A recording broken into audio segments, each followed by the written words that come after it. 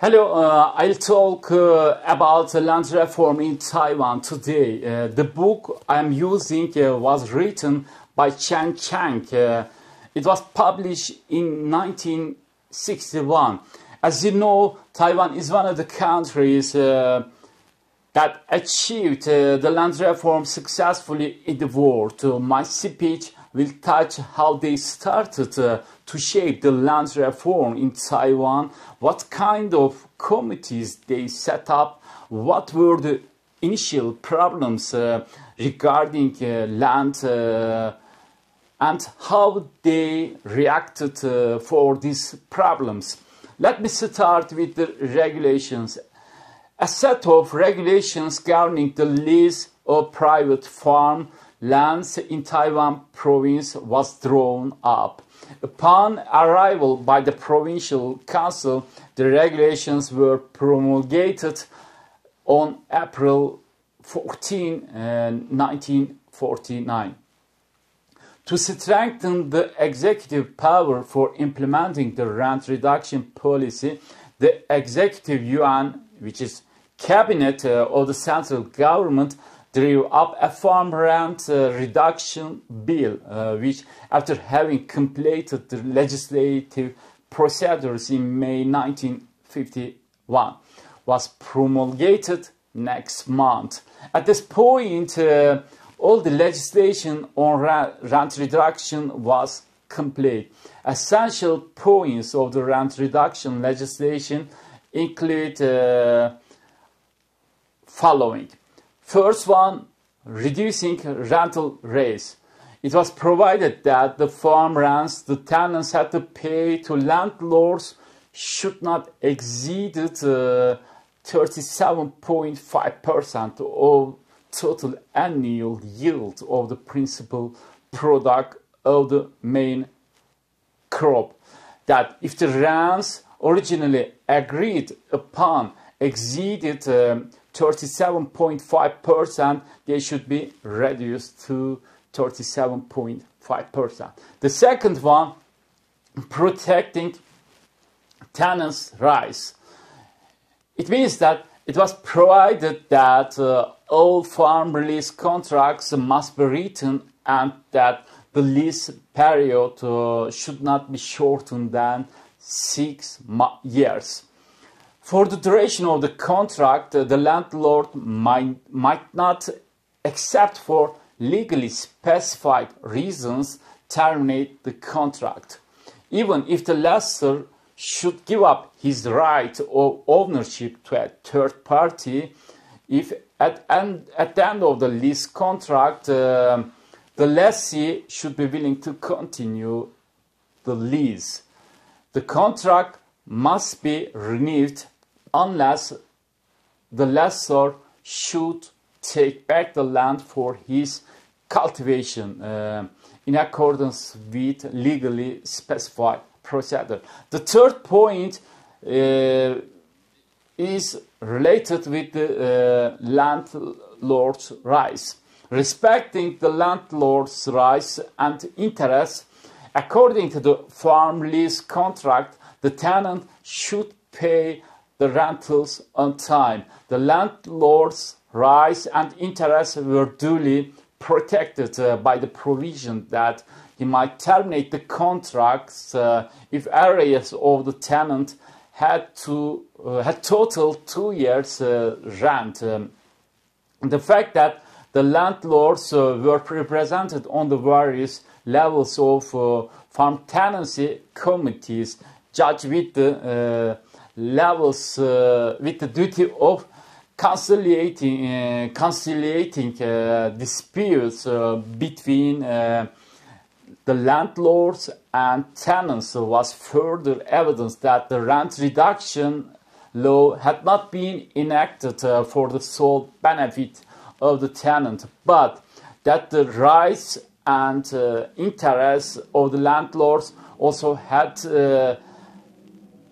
been taken full consideration. Establishing supervisory agencies are one of the distinctive features of the land reform in Taiwan.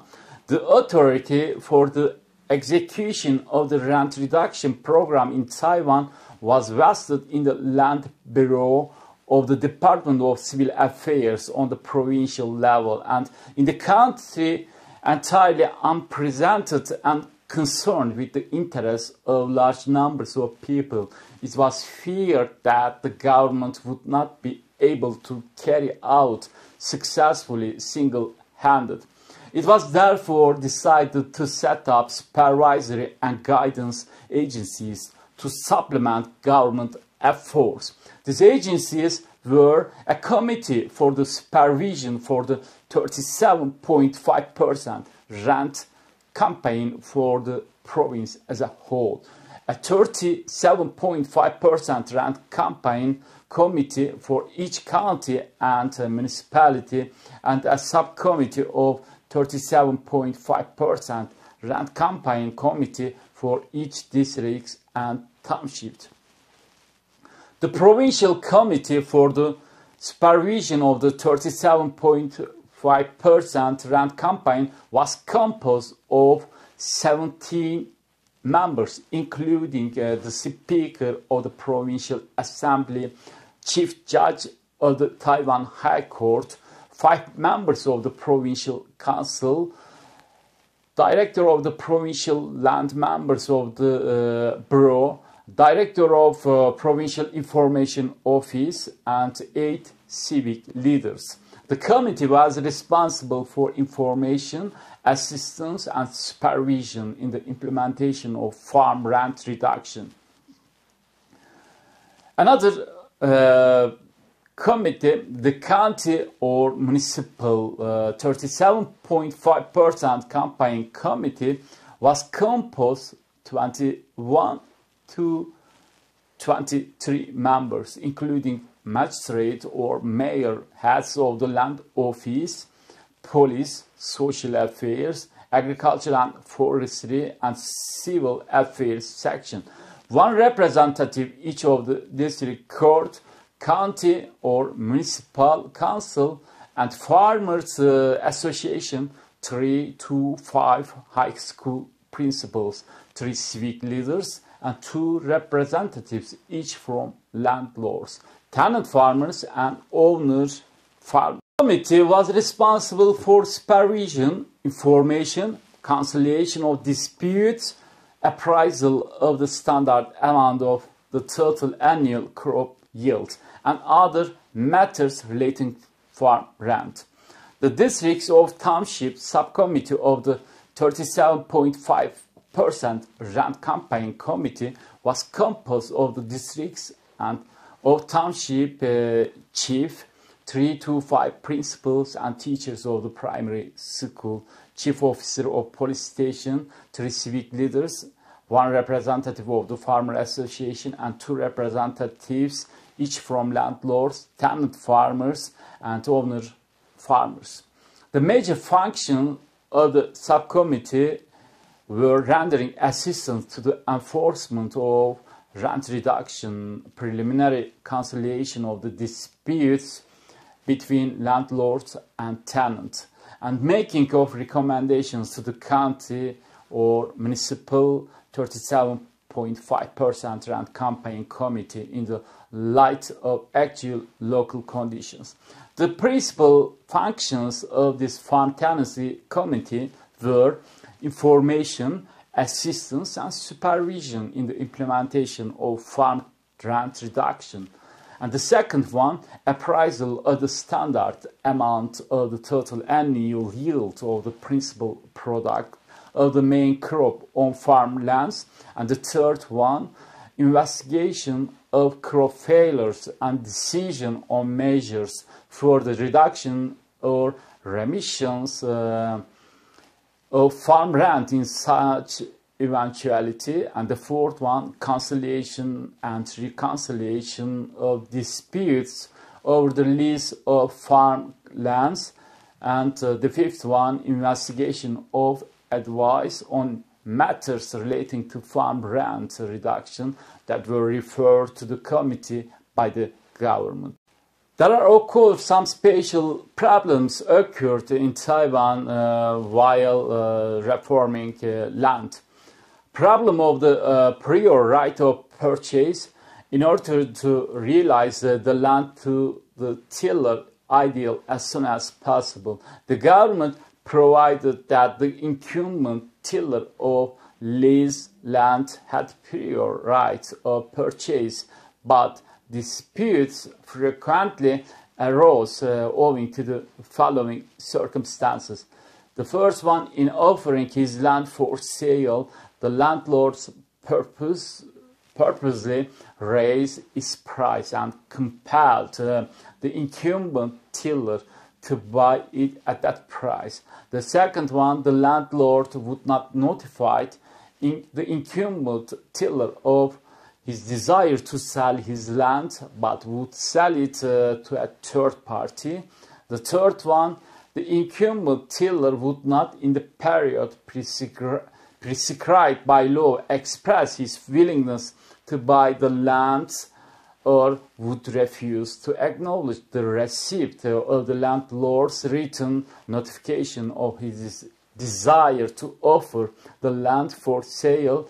And the last one, the incumbent tiller would, in the period prescribed by the law, express his willingness to buy only a part of land and not the whole of it, or purposely delay the signing of a purchase contract. In order to deal with the circumstances, the government laid down the following principle. The first one, if the landlord purposely raised the price of his land, the incumbent tiller could submit arguments and evidence to county or municipal government with the request that it fix the price in the light of the price of land of the same category and grade in the same locality, and notify the landlord to sell his land to the incumbent tiller at the assessed price. The second one, in the future, the purchase and sale of land were to be made at prices calculated according to the rate used in the sale of public land by the government. If the purchase price was to be paid in installments, the purchaser would be exempt from paying the farm rent beginning from year and season in which the purchase was made, and should at the same time begin to pay the land tax. The third one, in offering his land for sale, the landlord should send a written notification to that effect to the incumbent tiller through the district or township office. If at the end of 15 days the landlord might immediately sign a purchase and sale contract with a third party. If the landlord should fail to follow this procedure, tiller could appeal to the court of law and demand the payment of damages by the landlord. The fourth one, if the incumbent tiller should be unwilling to buy, the landlord should fail to make any concrete commitments either way. In the period prescribed by law, he would be considered to have waived his prior right of purchase, and the landlord could then sell the land to another person.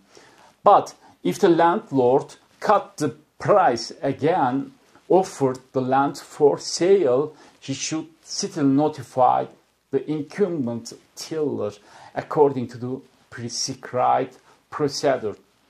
The fifth one, the incumbent tiller should refuse to acknowledge the receipt of the landlord's written notification and should, at the end of 15 days, fail to make any commitments with regard to the matter.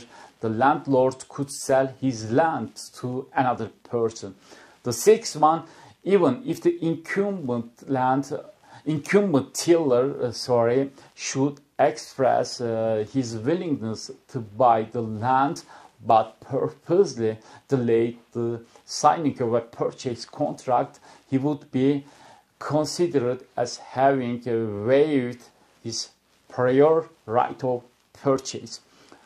The seventh one, in case of incumbent tiller could purchase only a part or only the more fertile part of several plots of land offered for sale by the landlord at any one time. The landlord could refuse to sell it to him if these plots formed one contiguous whole and their total area fell short of the minimum unit as prescribed by Article 31 of the Land Law.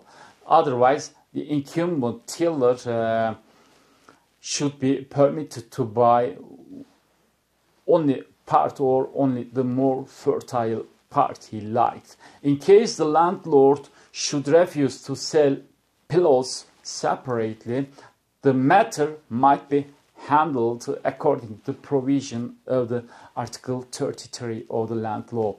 In case of incumbent tiller wanted to buy only the more fertile part, he should be permitted to do so if this would not interfere with the proper utilization of adjacent lands.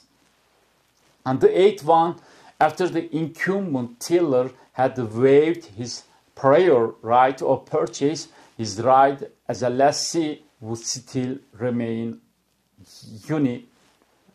unimapired. The last one, in requesting registration or transfer of land ownership, the new land owner who had purchased the land according to the law should present both a certificate issued by the district or township office showing that the incumbent tiller had waived his prior right of purchase and the new lease contract signed with the original tiller.